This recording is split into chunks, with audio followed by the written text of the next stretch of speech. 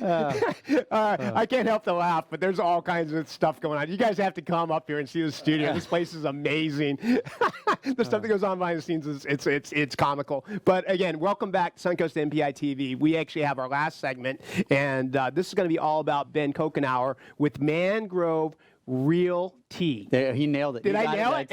Thank you so much, John. So you're back for the second segment, but I can't thank you and Bobby both for coming on earlier and just kind of talking a little bit about your experience about NPI. But let's focus. This is about you. This is your time to talk to this audience out here for them to get to know you better. So, but I was thinking let's do some let's have some fun. How about we do some misconceptions that are out there, and if you're cool with it, let's start with like the flippers, my lovely wife, Amanda, she loves the HGTV and like, hey, we got a new house, we got teed up and we can have a new mansion in 30 minutes. Is that fair? Can we start there? John, thank you for having me. We'll go in order. Jeez, I enjoyed the last segment, Bobby. Super fun. That was awesome. I think this is my fourth shoot out here. Love it. It's a great experience up here. Let's not poke the bear on HGTV too much. They got a little bit bigger budget than me. Having said that, yes, a lot of people do get baited in. I think I've been watching too much late night TV, and so it's fresh on my mind right now.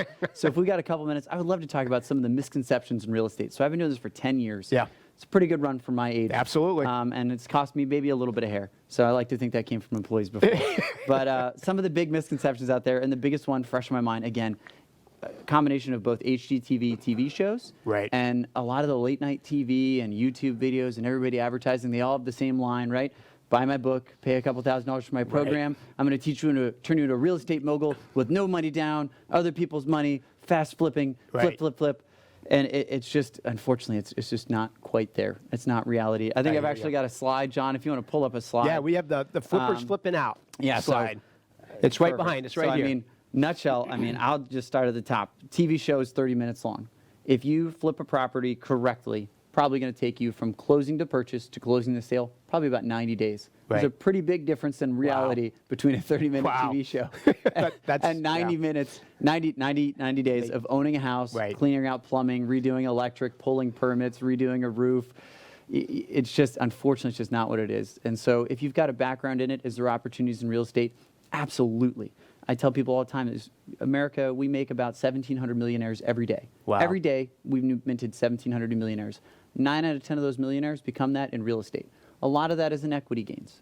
So keep that in mind. Having said that, interesting. Real estate is a great place to invest. It's a great place to make money. It's a great way to pass on an inheritance to family members. I always say, 9 out of 10 millionaires are made millionaires in real estate. 10 out of 10 millionaires own real estate. Wow. So it's not that it's a bad thing. What I am saying is that if you see a too good to be true scheme, unfortunately, it probably is. Gotcha. So there's better ways to go about the real estate market. Chris Ritaka was on earlier, which is a great example. I always tell people if you have a financial plan and you know how you're going to work it, you know how to leverage your risk, real estate can be a great avenue to do that. I would love for you to work with an accredited investment fiduciary and know the difference for a financial planner. And they can help you formulate a plan. And there's lots of things you can do. You can consider an REIT, which is a real estate investment trust. If you've got a background in real estate and you really want to go into a rental investment market, that could be a great place to hedge against the stock market. Gotcha. Stock market goes up and down every day. Rental rates tend to stay here, and they're moving up last year 3.8%, 3.4%. Gotcha. So it's a great way. If you've got money in stocks and you got money in real estate, this is a great way to hedge and keep things a little bit more stable. If you're a residential contractor or you're a roofing contractor and you really think you want to try flipping houses, go about it the right way, set up an LLC, get your protections in place, and make a plan. Make sure it fits in your financial plan. Gotcha. So again, I'm a great realtor, terrible financial planner. What I am telling you to do is go find a good financial planner and work it all into an all-encompassing plan. Yeah, that's solid. Yeah, and that's a whole show right there, man. Yeah. So awesome, great nuggets, and you are a rock star at what you do. So why don't we follow this misconception area and focus in? How much should, if I'm saving up to buy a home, right? How much should I really save up to purchase a home? That's a great one. So common misconception right now. I love this NerdWallet, great resource. If you don't use Credit Karma, NerdWallet, very similar. But they had a great survey that I read the other day. Home buyers report that 62% of respondents believe that buyers must put at least 20% down in order to purchase their home. Unfortunately, that's not reality. So that's a lot of misinformation out there. Right. The average down payment's 13%. Interesting. And that's just the average. It averages out there. Okay. On the screen here, I've got a couple. If you want to throw it up on the main screen. Yep. On the bottom left there, down payment requirements for different loans.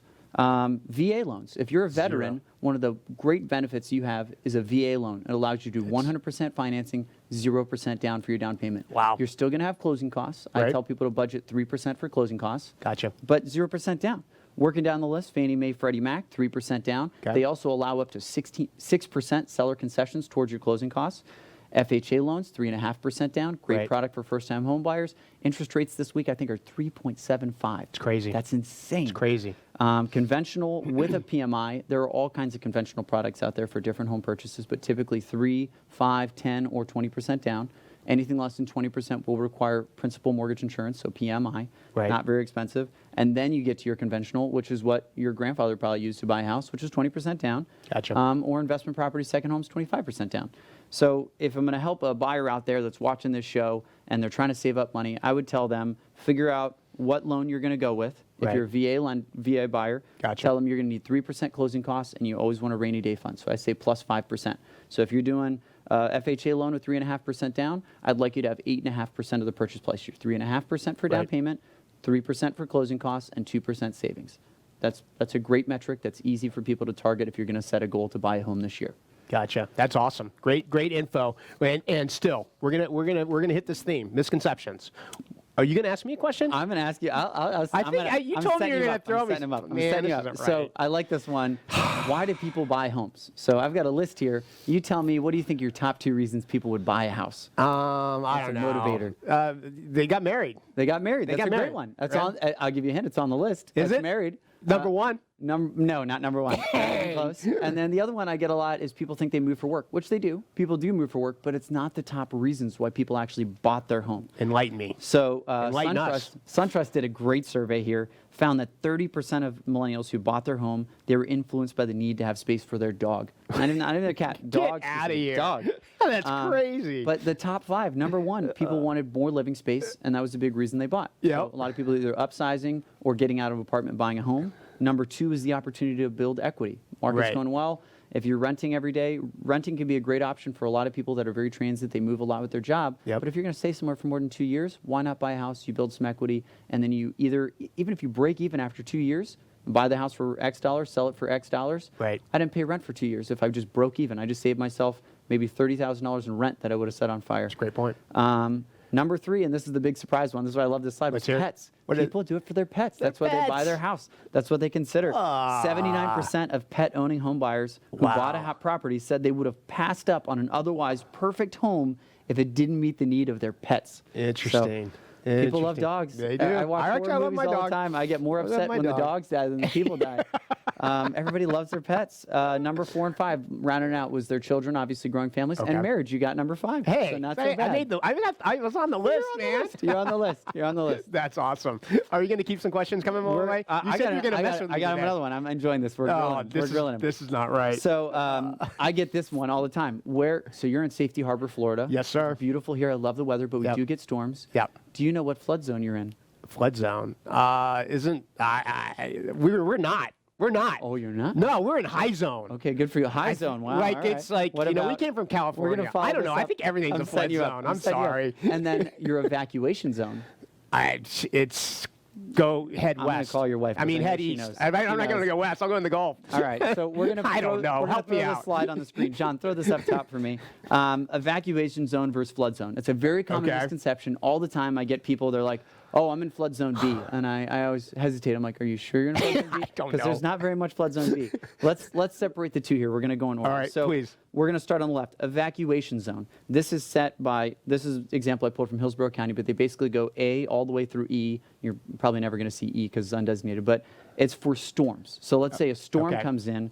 Your evacuation zone is, if you're A, you're getting out of here right away. We know a hurricane's coming. Evacuation Right. zone B, if we think a big storage surge is coming, you're probably leaving. Evacuation zone C, it would take a whole lot, like a category 5's coming in the bay, probably Right. going to go. If you're evacuation D or E, you're probably not leaving if Godzilla is walking on land. Gotcha. You're probably going to stay in your house. But now you go to the other side, flood zone is totally different. This falls under FEMA guidelines. This is your flood risk based on floodplains. So you're going to see flood zone A. You're going to see flood zone AE with a BFE, a base flood elevation next to it. Okay. And that's where you're required to have home flood insurance. Gotcha. So if you're in flood zone A, you're in flood zone V, or you're in flood zone X, your mortgage lender is going to require you to have flood insurance. If you're in flood zone X500 or X, you do not have to have flood insurance. So just to make that clear, I think I stumbled through that. So flood zone, anything that starts with an A, you have to have flood insurance. Okay. Flood zone V is high velocity, you have to have flood insurance. High velocity. So A or V, you're getting flood insurance. If you're an X or X500, no flood insurance for you. Not so bad. How do you even find this out? So this is all on the Hillsborough County Property Appraiser site. It's on the FEMA link, and the website I like to send people to is called floodsmart.gov. It's a great place to pull up your property. They'll tell you about your risks, where your flood zones is, where the flood map is, and where the map changes are coming. We're in Florida. Storms come. Floods happen. You need to be prepared for it and be educated in your purchase. I always like my buyers to know what they're buying before they get into the home, rather than 2 years later they get flooded out and they don't like me anymore. Yeah, there you go. Hey, I'm going to throw you a question, right? Or actually, I'm going to throw out a request. This is awesome stuff, and I think we had some more things to go, but we're running out of time. Would you be kind enough to come back next week? I would love close to join you next week, John. So we got 30 seconds. We got 30 seconds. Let's close out, Suncoast NPA. What do you want to close out with today? My closeout today is just thank you again for the opportunity. I love being here. I enjoy it. We have a good time here. This guy, too much coffee in the mornings. But I love it. It's a great opportunity to reach out, to meet people, to share information, and it's really a good time. And we got to go. Suncoast NPI. We'll be back next week.